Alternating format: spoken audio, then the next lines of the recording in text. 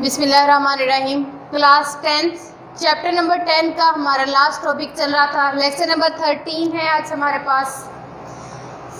Lecture number 12 में हमने ripple tank को स्टडी किया था। रिपल टैंक हमारे पास क्या था, एक मरतबा पिछला लेक्चर रिवाइज करते हैं। रिपल टैंक हमारे पास एक ऐसी डिवाइस थी जो कि वेव्स को जनरेट करती थी और उसकी करैक्टरिस्टिक्स को स्टडी करती थी। ठीक है, ये लैब्स के अंदर इसको यूज़ किया जाता है। ठीक है, हमने वहाँ पे उसकी सारी जो थी कंस्ट्रक्शन को डिस्कस किया था, उसके पार्ट्स को कि कौन कौन से उसके पार्ट्स हैं। उसके बाद हमने उसकी वर्किंग को डिस्कस किया था कि किस तरह से ये वर्क कर रही होती है। उसके बाद हमने कहा था कि हम क्या करेंगे, जब उसके ज़रिए से हम वेव्स को जनरेट करवा लेंगे तो हम उनकी करैक्टरिस्टिक्स को स्टडी करेंगे। करैक्टरिस्टिक्स में हमने बात की थी रिफ्लेक्शन की, रिफ्रैक्शन की एंड डायफ्रैक्शन की।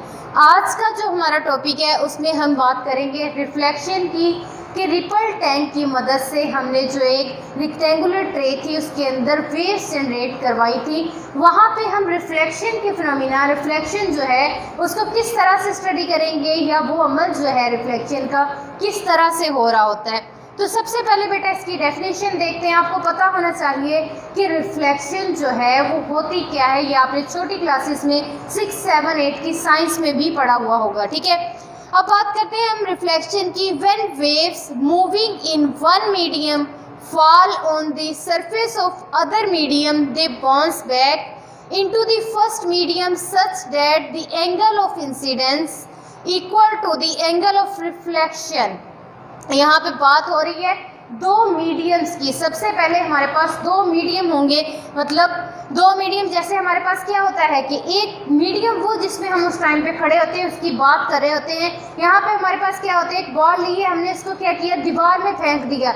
अब एक मीडियम हमारे पास दीवार है, एक वो जिसमें हम खड़े होके वो सारा प्रोसेस कर रहे हैं। ठीक है, तो हमारे पास क्या होता है कि वो वेव जो एक मीडियम से जा रही होती है वो क्या करती है कि एक मीडियम से आ रही है, दूसरा मीडियम ये है हमारे पास, क्या है, ये वन मीडियम है, ये वाला हमारे पास क्या हो जाएगा, सेकंड मीडियम है। ठीक है, अब क्या हो रहा है कि वेव्स आ रही हैं, वो क्या करेंगी, पहले मीडियम से आ रही है वन मीडियम एंड फॉल, और कहाँ पे आके वो गिरती हैं, इंसिडेंट कहाँ पे होती है, on the surface of second medium. Second medium की सरफेस पे वो आके फॉल करती हैं, टकराती हैं उसके साथ, और फिर दोबारा से bounce back into the first medium, और दोबारा से क्या होता है, पहले वाले मीडियम में वापस चले जाती हैं।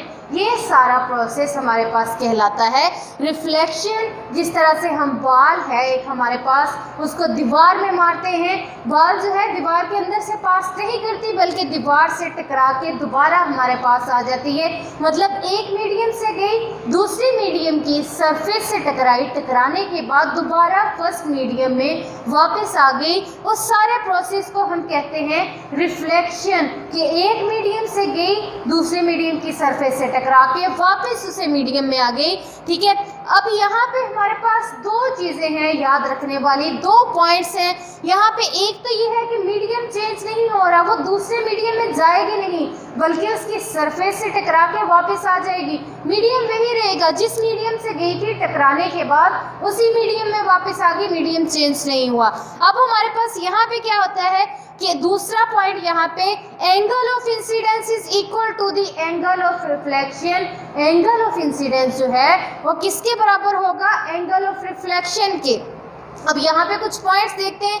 ये रे जो आ रही है या वेव जो आ रही है ये हमारे पास क्या कहलाती है, इंसिडेंट वेव, और जिस पॉइंट पे आके वो टकराती है उस पॉइंट को नाम देते हैं पॉइंट ऑफ इंसिडेंस का, और उस पे अगर हम एक टेंजेंट ड्रा करें तो उसको नाम देते हैं, वो लाइन जो के पॉइंट ऑफ इंसिडेंस के परपेंडिकुलर होती है वो हमारे पास कहलाती है नॉर्मल।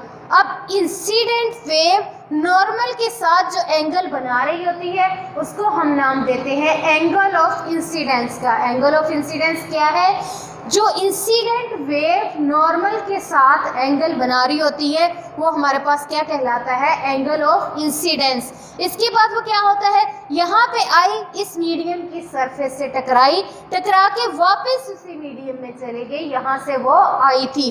अब यहाँ पे हमारे पास क्या है, इस वेव को जो रिफ्लेक्ट हुई है, जो बाउंस हुई है, बाउंस बैक हुई है, वो हमारे पास क्या कहलाती है, रिफ्लेक्टेड वेव। अब रिफ्लेक्टेड वेव नॉर्मल के साथ जो एंगल बनाती है वो हमारे पास क्या कहलाता है, एंगल ऑफ रिफ्लेक्शन। अब ये समझ लें कि रिफ्लेक्शन जो है इस प्रोसेस की, इस फिनोमिना की हमारे पास दो कंडीशंस होती हैं।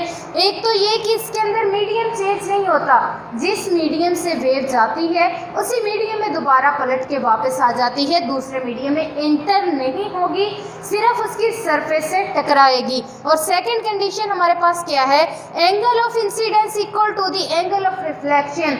एंगल ऑफ इंसिडेंस किसके इक्वल है, एंगल ऑफ रिफ्लेक्शन के। ये चीज होगी तो रिफ्लेक्शन होगी।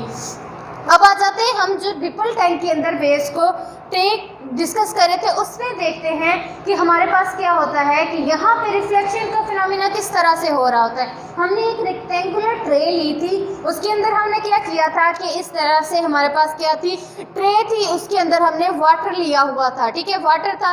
यहाँ पे एक पैडल लगाया हुआ था स्टैंड की मदद से, और उसके ऊपर क्या थी, मोटर लगी हुई थी। जब हम उस मोटर को एसी सप्लाई करते थे, एसी पावर प्रोवाइड करते थे, वो वर्किंग स्टार्ट करती थी, जिसकी वजह से ये पैडल जो था वो वाइब्रेट करता था, और यहाँ पे हमारे पास क्या हो रही होती थी, वेव्स जनरेट हो रही होती थी इस जो ग्लास ट्रे के अंदर, रेक्टेंगुलर ग्लास ट्रे के अंदर, और वो वेव फ्रंट की फॉर्म में इस तरह से जा रही होती थी। अब हमने क्या करना है कि यहाँ पे उसकी जो रिफ्लेक्शन की कैरेक्टरिस्टिक्स है उसको स्टडी करना है। तो उसके लिए हम क्या करेंगे कि इस ट्रे में जिस डायरेक्शन में वेव्स हमारे पास क्या कर रही हैं, मूव कर रही हैं, यहाँ पे एक बैरियर जो है, एक रुकावट को हम रख देंगे। यहाँ पे क्या करेंगे कि जिस डायरेक्शन में वेव्स मूव कर रही हैं उनकी डायरेक्शन में एक रुकावट जो है उसको रख देंगे। अब जब हमने रुकावट को प्लेस किया, ये क्या थी, हमारे पास वेव फ्रंट्स जो प्रोड्यूस हो रही थी, और वेव्स जो मोशन थी उनकी मूव किस डायरेक्शन में कर रही थी, इस डायरेक्शन में वो प्रोपगेट कर रही थी। अब हमने क्या किया कि यहाँ पे एक बैरियर जो है वो क्या किया, उसको रख दिया। अब हमने देखना है कि यहाँ पे बैरियर को प्लेस करने के बाद होता क्या है। अब यहाँ पे वेव्स इस डायरेक्शन में आ रही थी, उसके आगे हमने क्या किया, एक रुकावट रख दी। वेव्स आ रही हैं, आएंगी, इस मीडियम से आ रही हैं, आके क्या करेंगी, इस बैरियर जो कि हमारे पास इस टाइम सेकंड मीडियम के तौर पे एक्ट कर रहा है, उसकी सरफेस से टकराएंगी, और टकरा के वापस क्या होगा कि इसी डायरेक्शन में चली जाएंगी। आएंगी, पहले एक मीडियम से वो आ रही हैं, आके क्या करेंगी कि बैरियर जो कि सेकंड मीडियम के तौर पे यहाँ पे काम कर रहा है उसकी सरफेस से टकराएंगी। टकराने के बाद उसी मीडियम में क्या हुआ है कि वो वापस आ गई हैं। अब हमने यहाँ पे क्या किया कि ये हमारे पास क्या थी, इंसिडेंट वेव थी, ये वाली इस डायरेक्शन में आई है, बैरियर की सरफेस से टकराई है। अब ये हमारे पास क्या था, पॉइंट ऑफ इंसिडेंस। अब पॉइंट ऑफ इंसिडेंस पे हमने क्या करना होता है कि एक परपेंडिकुलर लाइन ड्रा करनी होती है। अब यहाँ पे हमने क्या किया कि एक परपेंडिकुलर लाइन ड्रा की जो हमारे पास क्या कहलाता है, नॉर्मल।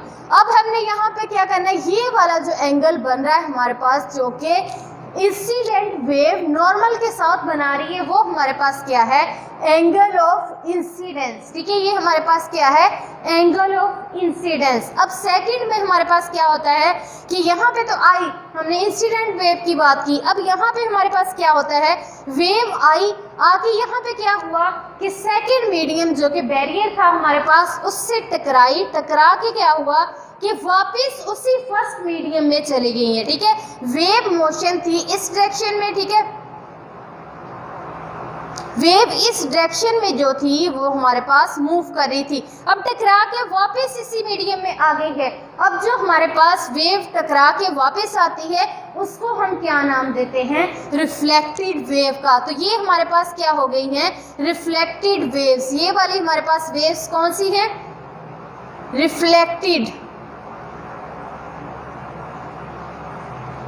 रिफ्लेक्टेड वेव्स वो वेव्स जो एक मीडियम से आई हैं दूसरे मीडियम की सरफेस से टकरा के वापस उसी मीडियम में चले गई हैं, वो हमारे पास क्या कहलाएंगी? Reflected waves. अब रिफ्लेक्टेड वेव्स नॉर्मल के साथ जो एंगल बना रही हैं वो हमारे पास क्या है? Angle of reflection. वो एंगल जो हमारे पास रिफ्लेक्टेड वेव्स नॉर्मल के साथ बना रही हैं वो हमारे पास क्या है? Angle of reflection. अब हमारे पास उसकी कंडीशन क्या थी कि एंगल ऑफ इंसिडेंस और एंगल ऑफ इंसिडेंस किसके इक्वल होगा? एंगल ऑफ रिफ्लेक्शन के। ठीक है, अब यहाँ पे हमारे पास ये था, हमारे पास हमने डिस्कस किया कि हमारे पास रिपल टैंक के ज़रिए से जो वेव्स प्रोड्यूस हो रही हैं उनके अंदर रिफ्लेक्शन का फिनोमिना, रिफ्लेक्शन की जो करैक्टरिस्टिक्स है वो किस तरह से हो रही होती। अब यहाँ पे बेटा कुछ पॉइंट्स जो है वो आपने याद रखने हैं। यहाँ पे मेन पॉइंट हमारे पास जो है वो क्या है कि speed of wave depend upon the depth of water. वो किस पे? पानी की गहराई पे डिपेंड कर रही होती है। वेव की जो स्पीड है, वेव की स्पीड किस पे डिपेंड कर रही होती है?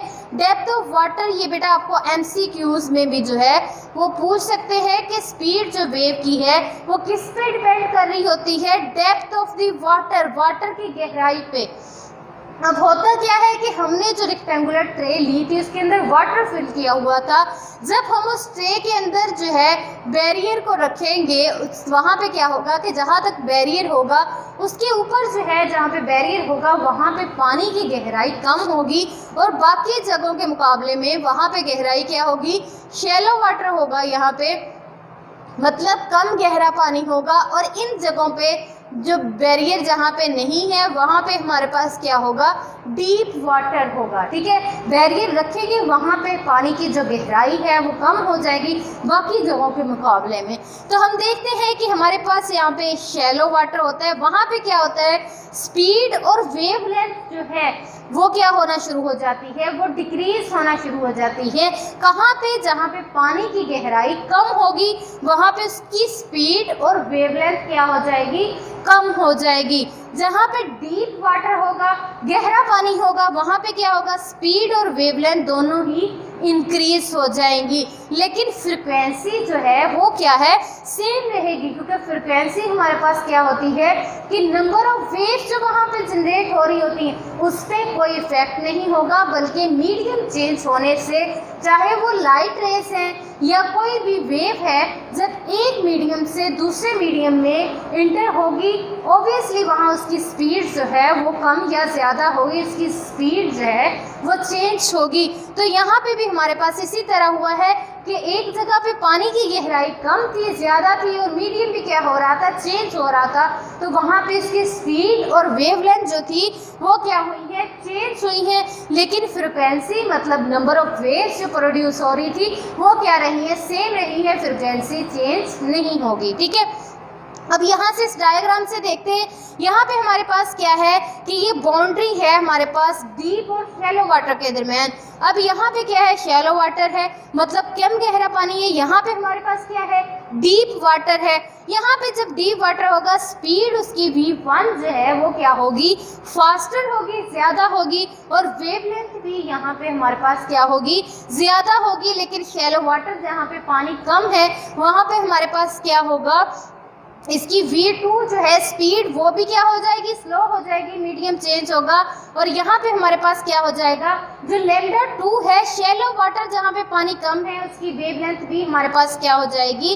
कम हो जाएगी। लेकिन यहाँ पे फ्रिक्वेंसी जो है, नंबर ऑफ वेव जो जनरेट हो रही थी वो क्या रहेंगी? सेम रहेंगी। ठीक है, ये था हमारे पास शैलो और डीप वाटर में डिफरेंस कि वहाँ पे स्पीड जो है वो किस तरह से चेंज हो रही है। ये आपने बात MCQs के लिए बेटा याद रखनी है। स्पीड जो है वो डिपेंड कर रही है किस पे?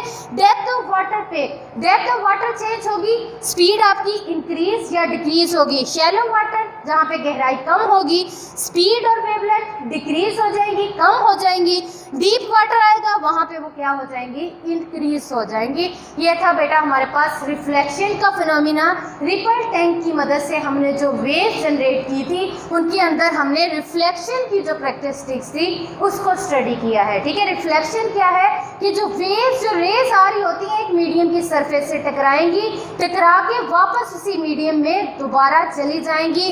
ठीक है। और वहाँ पे होता क्या है, एंगल ऑफ इंसिडेंस किसके इक्वल होता है, एंगल ऑफ रिफ्लेक्शन के, ठीक है। ये आप लोगों के लिए असाइनमेंट ये है कि आप लोगों ने ये जो डायग्राम्स हैं दोनों रिफ्लेक्शन के फिनोमिना की, उसकी कैरेक्टरिस्टिक्स की, ये आपने ड्रा करके मुझे इनबॉक्स करनी है। इंशाल्लाह नेक्स्ट लेक्चर में हम इसकी रिफ्रैक्शन और डायफ्रैक्शन की कैरेक्टरिस्टिक को स्टडी करेंगे। ओके जी, अल्लाह।